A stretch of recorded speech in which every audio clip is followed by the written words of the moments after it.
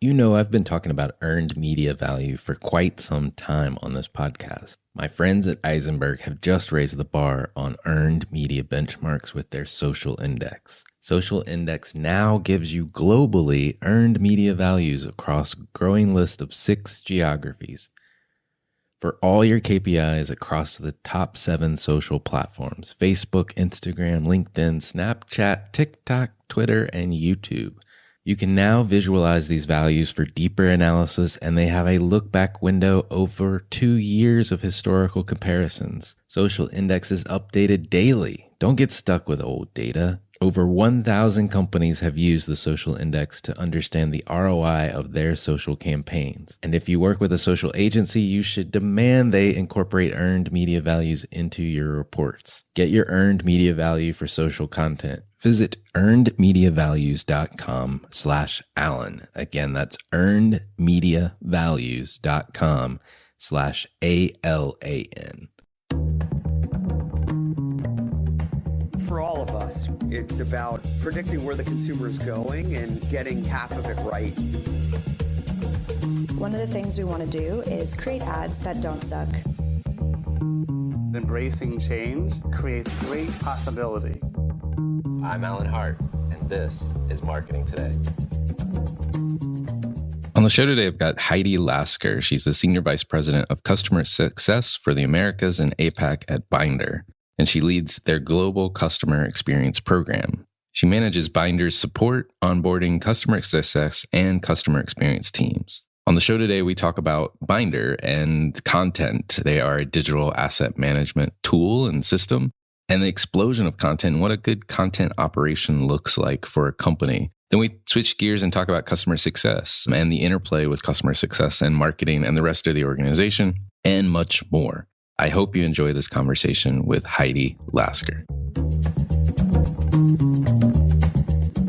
Heidi, welcome to the show. Thanks so much, Alan. It's really good to be here. Yeah, well, I'm sure we're going to get into a whole lot of fun business topics. But before we jump into that, I hear you had a DJ career, maybe a current DJ career. Tell me more about this. Yes, that is true. I used to be a DJ and MC for weddings and bar and bat mitzvahs and corporate events, which then turned into being a DJ and backing vocalist for an all-female hip-hop group. A little bit different from where I am today, but I think learned some good life lessons and from that time of my life, and that prepared me for where I am now, I think. Yeah, that's funny. That's funny. And so you're no novice behind the microphone. So I'm not.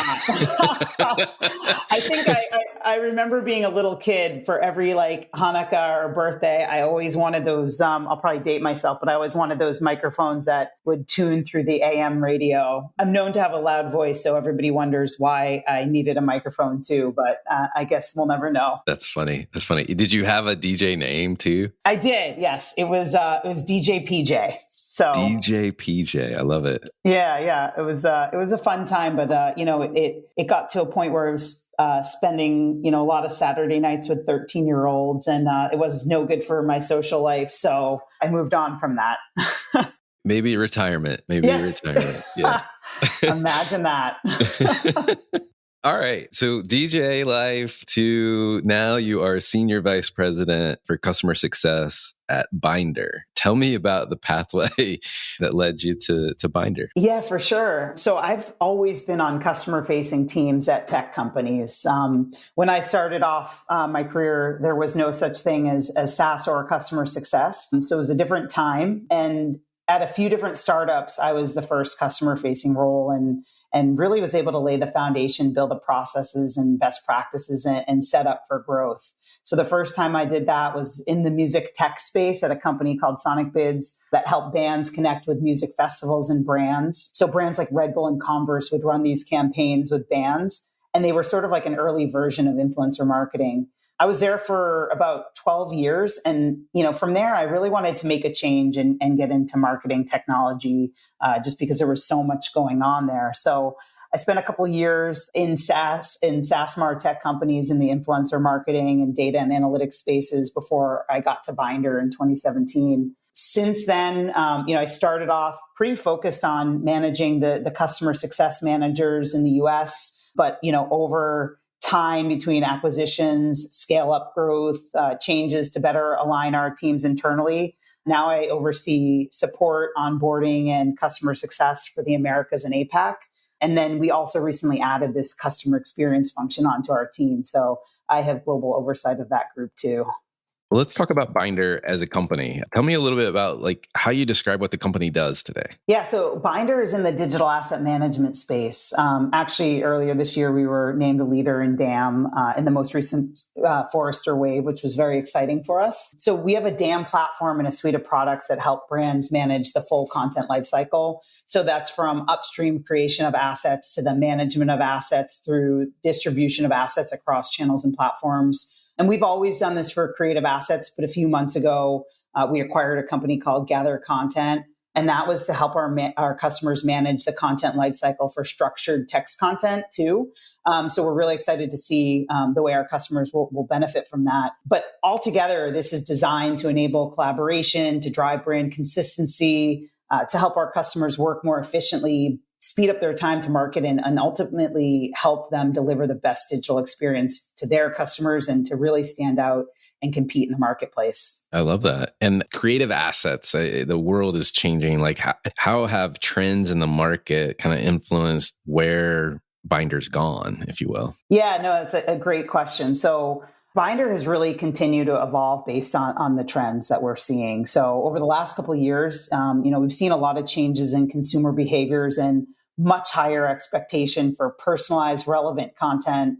We saw the world go from digital first to, at some point early in the pandemic, digital only, and that lasted a stretch of time. So that really accelerated digital transformation. And all of that has driven us into what we call the third wave of DAM. And that's where the DAM has become mission critical because creative content has become mission critical. And it's about delivering personalized content at scale. It's about automation and having a connected ecosystem. And in that ecosystem, that the DAM becomes your system of record for all of your visual content so that you can automate content distribution across systems and channels. So a lot of what we're doing is to support that. And you can see it in our partnerships and our integration strategy and in the constant innovation and developments in our product roadmap. Well, like you said, the trends are more content, not less. It just seems from a marketing landscape standpoint and where I work, content is exploding. It's just taking on a life of its own. How should marketers be thinking about getting control of this and managing this whole asset effort, if you will? Yeah, that's a great question. So I think first, just thinking about why content is exploding. And again, it's what I mentioned earlier. It's customers have this much higher expectation, but at the same time, they have these shorter attention spans. So because of that, there's a need for personalized, relevant, high quality, and compelling visual content. And that need is just more pressing than ever before. And then you take the different types of visual content that can be served to customers. It's images, videos, virtual reality, 360-degree product views, and user-generated content. So then on top of that, you need to make sure the content's delivered fast and that it's optimized for, where customers are accessing it and on what device. So this complicates, what brands need to think of, how they create and deliver this personalized content at scale in a way that doesn't compromise their customer experience. So this is why digital transformation has really accelerated. And, I think marketers can really get control and manage the content growth with an integrated marketing tech ecosystem, with having a DAM as a system of record for this visual content, rather than storing assets in multiple systems or, the storage part of an adjacent technology. And by having strong content operations. And that includes, these tools and technologies that help to manage the content lifecycle. Yeah. I don't know how people, and I know they're still out there somewhere, but how people would do this without a system. Yeah, totally. I'm sure it happens and it must be entire chaos. So I can definitely I see the need for a system of record and something to help corral all of these assets and manage them. If nothing else, just to know what's approved and not approved, right? Because not only the finished assets, but the process of creating them and all the variations and versions that might permeate through a system as well. Absolutely, for sure. There's definitely this idea that you can your brand consistency can really be impacted in the wrong direction. And we hear customers talk about how they don't like to see their logos in the wild, which is like, someone from their company would rather Google their logo than try to find the most current one in some system when they don't have an effective way to store and manage assets. Right. That's I love that. Logos in the wild. You work with customers every day, every week, on success of managing this process, and obviously with relation to Bynder. But like, what does a quote unquote good content operation look like? Yeah, I'd say a good content operation can actually look different at every company because content requirements can vary. You could have a content strategy that's around accessibility, on-brand content, SEO targeting, or, there's countless KPIs and ways to kind of measure the effectiveness of your content strategy. So I think like one general thing I'd say is that if you're meeting your requirements for content at scale, you have a good content operation. But that might not be useful. So if you're starting to think about your content operations, I think some things to keep in mind are it's really the combination of processes, people, and technology that will enable you to manage the entire content creation lifecycle in a way that supports an omni-channel go-to-market strategy. There's so many different channels, there's so many different versions, and everything grows exponentially. So you really need to have that kind of support. On top of that, it needs to enable personalization, scale, automation, and speed of execution.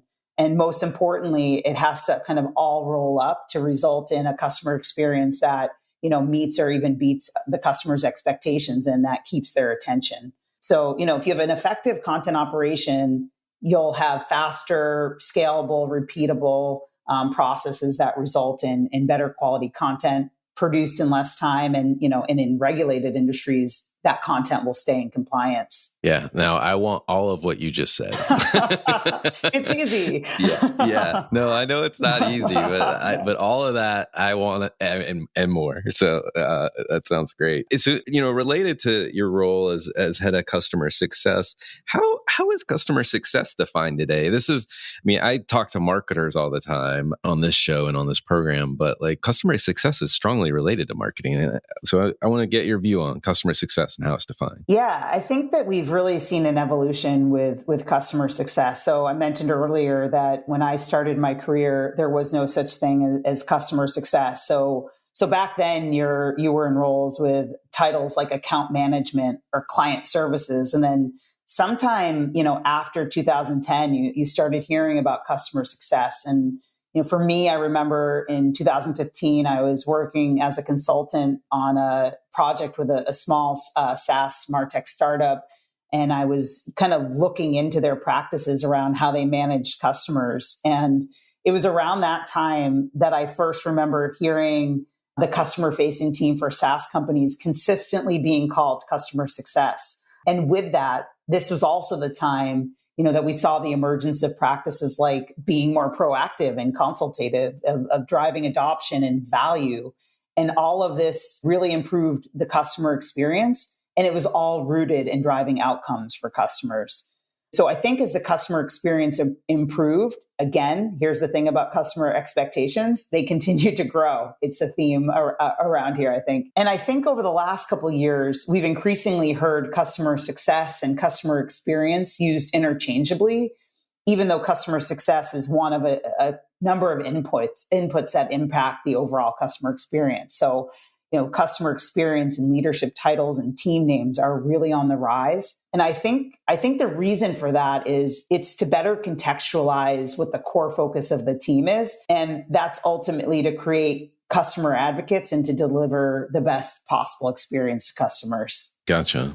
And do you see an interplay, if you will, between obviously customer success groups are delivering a huge portion of the customer experience itself, but do you think about those two things as like different? You talked about more proactive and consultative, and I could just imagine customer success. I mean, when I first heard the term originally, this was date myself too. It was like making the systems work for you, like just learn how to use them. And I think now, I'm being contacted by folks that I'm using systems related to, and they're like, "Hey, we noticed you haven't used this feature. Let us tell you more about this because we think it might actually help you, and bringing me ideas. So how do you see the interplay, if you will, between customer experience and customer success? Yeah, I mean, I think that customer success is one of a number of functions and parts of the company that roll up into this customer experience, right? Because on our team, you start your journey with Bynder with our onboarding team, or, at least after you sign a deal with us. So you start with onboarding. Everyone knows that the experience at the very beginning is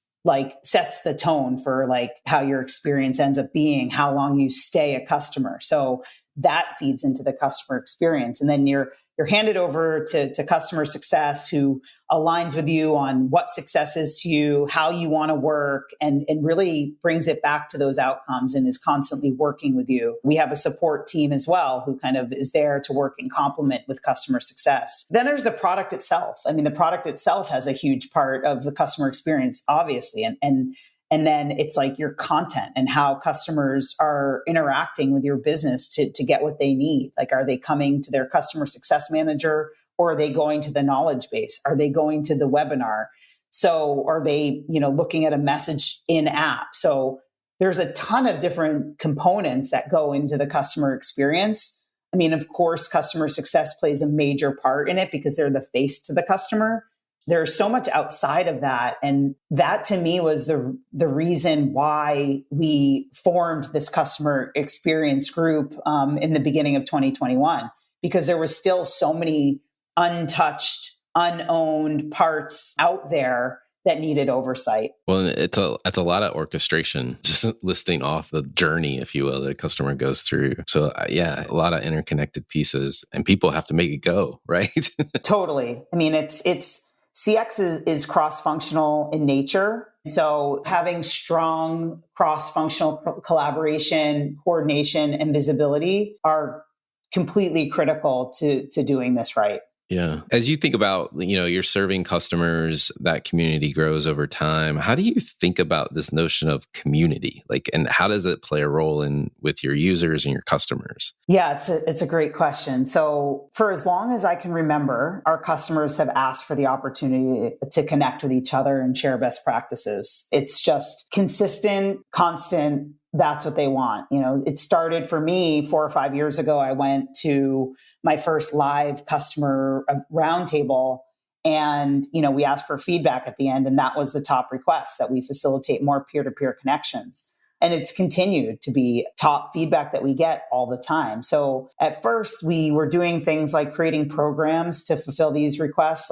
We had a Bynder Buddies program that we piloted, and now we've operationalized, but that's where we match customers with each other based on their profile, their use case, and answered to some qualifying questions. We did some virtual roundtables and had breakout rooms by topic with groups of customers and experts at our company talking together to connect with each other and share their experience and best practices. So it was only a matter of time until we introduced a formal community. But I think it was seeing that so much of the last couple of years has been about community and helping each other, and that supporting and building communities really helps gain customer loyalty and trust. And in the middle of last year, we just knew that this was the time. It was just very obvious to us that community and connections were more important than ever. So it became a priority. We put a plan in place to launch our community and decided it would live within our customer experience group, with the goal of giving our customers a better place to meet, to build more meaningful and authentic connections, and to really learn from each other and from our team. So we hired a community manager, we procured a community tool, and we made a plan supported by a number of teams, and launched a beta program late last month. So we're super excited about all the potential there is here. Oh, that sounds great. And you're living that people, process, systems as you implement this new community too. That's great. Yeah. And one of the things, as a side note, that I'm really, really excited about is the kind of data that you can collect from a community can really, really better inform go-to-market strategies, and ultimately result in a better customer experience for your new customers as they come on board. So it truly is a virtuous cycle. And I'm just really looking forward to seeing how it grows and evolves. Well, if you think about that customer success function, and I mean, there's so many interconnections with the rest of the company or the organization. How do you think about the connection points and those that are critical? Where does marketing play a role, if you will? Yeah, it's a good question. So mostly I think the customer journey needs to feel seamless and connected. A customer shouldn't know if something came from the marketing team versus CX versus product team in app, right? They should know it came from Bynder. And, the same goes for the channels. It shouldn't matter if it's in an email, in a webinar, or in app. All the messages have to feel connected. So, to me, step one is how you execute on this internally and create that, strong cross-functional collaboration and visibility and coordination. So our marketing team and our customer experience team meets frequently. They make sure there's visibility internally about what each of the group's key initiatives is from within customer marketing, what's owned. In many cases, we see that there might be something owned by customer marketing or customer experience, and the opposite team is a key stakeholder in it. So those two teams are just really in lockstep. And customer experience, when we formed the team, it could have sat anywhere in the company. It could have sat in marketing. It could have sat in customer success. It could have maybe even sat in product. So we ended up putting it in customer success because we're so close to the customers. But I think just the idea that it should sit center to all of these groups and facilitate this cross-functional collaboration really makes it clear that there isn't a line between marketing and customer experience. Yeah, it's all one big spaghetti bowl. It is, and there's benefits and drawbacks to that, right? And it's like you want to define ownership, but you don't want to make too many things too hard and fast because you want to make sure that there's a lot of collaboration, because everybody at the end has the same goal across the whole organization. And that's to make sure that we have an industry-leading customer experience, that we can maintain that personal high-touch feel that our customers have known and loved, but doing it at scale and without them noticing, that there's a big difference as we grow. So I think with knowing that marketing, product, customer success, and experience are all aligned and pointed at the same direction to ultimately have these raving fans who want to, go talk about us in an authentic way. It makes it kind of easy to coordinate and to want to be collaborative. Yeah, no, it makes sense. Well, it's been fascinating to talk about customer success because we actually haven't covered that topic on the show before. And so this is a nice extension of the platform, so to speak, to talk about it. We talk about marketing all the time, but one of the things we love to do on this show is get to know the person behind the microphone a little bit better. We already know you had a prior DJ career, DJ PJ. So now, I want to know, has there been an experience of your past that defines or makes up who you are today? Yeah, I think it might be the 14 years that I spent at overnight camp. And it's not just because it was the first place that I picked up a microphone that connected to a real PA or because I DJ'd my first party there. It's because I think that nothing teaches you compromise, understanding teamwork, empathy, and the importance of relationships like being with the same group of people for 2 months while being away from your parents when you're a kid. Especially when I was a kid, all you had was letters by mail to stay in touch with the rest of the world. And I wasn't a great letter writer, so I kept my parents on their toes. But, you really deal with so many different personalities, challenges. You have to be flexible and adaptable. And I became a counselor at the camp when I was old enough. And I think in a lot of ways, being a counselor is a really solid foundation for management and leadership. And just the atmosphere and growing up there kind of gave me this confidence that helped shape me into who I am today. Yeah, I love that. And 2 months at a time, that's a lot. It's aggressive. And I don't know, I can't even imagine my nieces go to the same camp or have gone to the same camp now. And it's a different place. They put albums of pictures up online every day. And I'm like, how do they make sure the kids don't sneak phones in and stuff like that? Some like way different issues than what we had when I was a kid. That's funny. That's funny. Well, if you were starting this journey of life and career all over again, what advice would you have for your younger self? I definitely would say don't be afraid to ask for help. I think a lot of people see it as a sign of weakness. So they agonize and deliberate on their own and just have those thoughts roll around in their head. And I used to be a lot like that. But now if I don't know something, I just ask. And it's okay to be a little vulnerable. Actually, I think it's good because it makes you human and relatable. So yeah, that's what I wish I had known earlier on. Yeah. Is there a topic that you're trying to learn more about these days? Either it could be marketing, it could be anything related. Just curious. Or things you think other people should learn more about in general? Yeah, I think both for myself in learning and what I think, marketers should be learning is social responsibility. Why it's important, how to incorporate it in a really meaningful and authentic way. Because with so much going on in the world, being ethical, inclusive, and socially responsible and being transparent to customers really, really matters. I think customers and consumers care what a company stands for more than they ever have before. So it can really, be a pretty critical part of the reputation and the ability to make connections with consumers. No, I totally agree. Everything we were talking about camps and kids sneaking cell phones in. I mean, there's a cell phone everywhere you go, right? Like, so if you're a brand and you're not doing something you should be doing, or something's not quite the way it should be, you're going to know about it. Beyond damage is the right thing to do. But I agree with you. I think social responsibility is an untapped area for marketing to look into. Well, two more questions, a little bit more on the marketing side. Hope you don't mind. But on the personal front, are there like brands or companies or causes that you follow or you think other people should be taking notice of? I think one that really comes to mind is definitely New Balance. I just love the transformation or even the revival of that brand. For a long time, they had a reputation for making ugly dad shoes, and it didn't help, when they had some political controversies a few years back. But they've done everything right. They have a strong brand and marketing strategy, a good mix of sponsorships and collaborations, and, being positioned as a challenger brand in the space, being authentic. I think that old reputation has really faded, and I don't know if this will have credibility, if I'm cool enough, but I think that they're one of the coolest lifestyle brands around. I always look forward to what exciting, collaborations and exclusive releases they have on the horizon.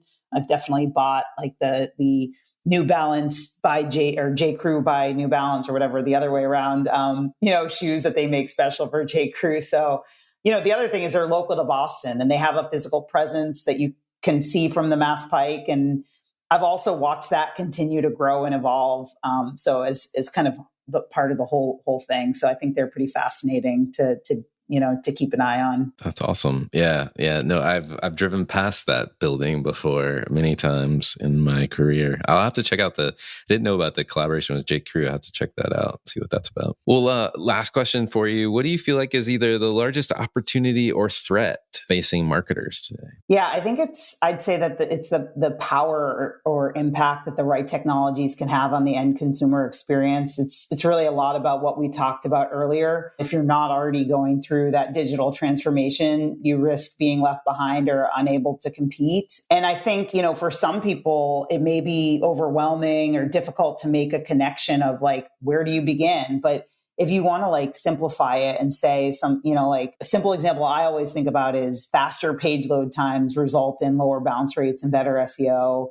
But better SEO drives more traffic turns into sales. Then, you need technology to support faster page load times, like optimized images. So I think simply just understanding that impact that technology has and building that integrated ecosystem, that we talked about earlier to keep up with that explosion in content needs is really, really critical. And, ultimately it's important for brands so that they can stay relevant and compete in today's economy. So I think just be curious about technology and how it can help. Well, Heidi, thank you so much for coming on the show and enlightening us on all things customer experience and customer success. Yeah, absolutely. It was fun and really, really grateful that you had me on. Hi, it's Alan again. Marketing Today was created and produced by me, with support from my team and podcast editors, sound engineers, and writers at Share Your Genius. Find them at shareyourgenius.com. If you're new to Marketing Today, please feel free to write us a review on iTunes or your favorite listening platform. Don't forget to subscribe on marketingtodaypodcast.com and tell your friends and colleagues about the show. I love to hear from listeners. You can contact me on marketingtodaypodcast.com. There you will also find complete show notes, links to what was discussed in the episode today, and you can search our archives. I'm Alan Hart, and this is Marketing Today.